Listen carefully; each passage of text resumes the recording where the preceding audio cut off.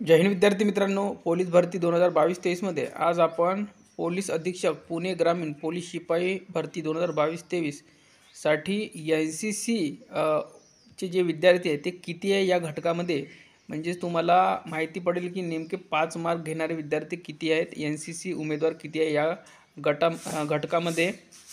तर बघा आपण अपडेट बघूया। एकूण विद्यार्थी किती आहे पुणे ग्रामीण पोलीस शिपाई पदासाठी NCC ज्यांनी यस केलेला आहे किंवा NCC प्रमाणपत्र ज्यांच्याकडे आहे।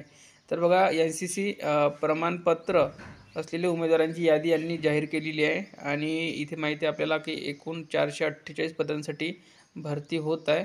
तर बघा इथे काय म्हटलेलं आहे, उमेदवारांना कळवण्यात येते की पोलीस अधीक्षक पुणे ग्रामीण आस्थापनेवर 22-23 मध्ये रिक्त असलेल्या 448 पोलीस शिपाई पदाची भरती आयोजित करण्यात आलेली आहे। सदर पोलीस भरतीच्या अनुषंगाने घेण्यात आलेल्या मैदानी चाचणीत उत्तीर्ण होऊन लेखी परीक्षेसाठी पात्र झालेल्या उमेदवारांची निवड यादी प्रसिद्ध करण्यात आलेली आहे।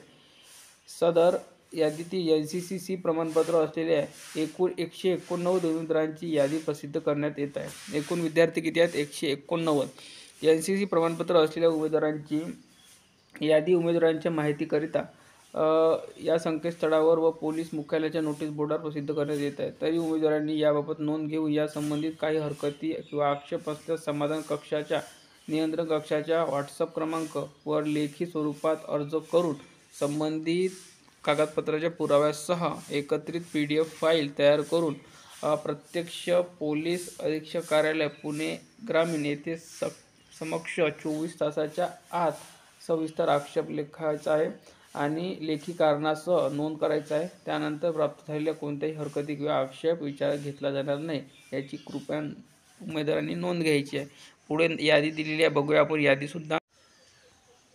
तर बघा ही जी यादी दिली आहे, यादी बघू शकता आपण। SCBCचे 2 विद्यार्थी सुरुवातीला 3 आहे, त्यानंतर NTDचा आहे, SCBCचा आहे, EWHचा आहे आणि बघू शकता पहिला जो उमेदवार आहे तो जनरलचा आहे, दुसरा जो उमेदवार आहे तो होमगार्डचा आहे। त्यानंतर बघा OBC बघू शकता, OBCचा उमेदवार होमगार्ड, त्याला सुद्धा 42 मार्क आहे। ग्राउंडचे मार्कसुद्धा दिलेले आहे आणि लेखीची NCC प्लस मिळून तुम्ही मार्क पकडू शकता। तर विद्यार्थ्यांना कशाप्रकारे मार्क मिळू शकतात टोटल फायनलमध्ये, तर तुम्हाला हे इझी झालेलं आहे किंवा ज्यांच्याकडे NCC नाही आहे त्यांना आणखी इझी झाले की नेमके तुम्हाला तुमच्या कॉम्पिटिशनमध्ये जे विद्यार्थी आहे त्यांच्या पेक्षा तुम्हाला किती मार्क जास्त घ्यावे लागणार आहे। तर बघा 189 एकूण विद्यार्थी आहे आणि ही यादी आपल्या टेलिग्रामवर टाकण्यात आली आहे, व्यवस्थित बघून घ्या। लिंक या व्हिडिओच्या खाली डिस्क्रिप्शन बॉक्समध्ये दिली आहे टेलिग्रामची। धन्यवाद।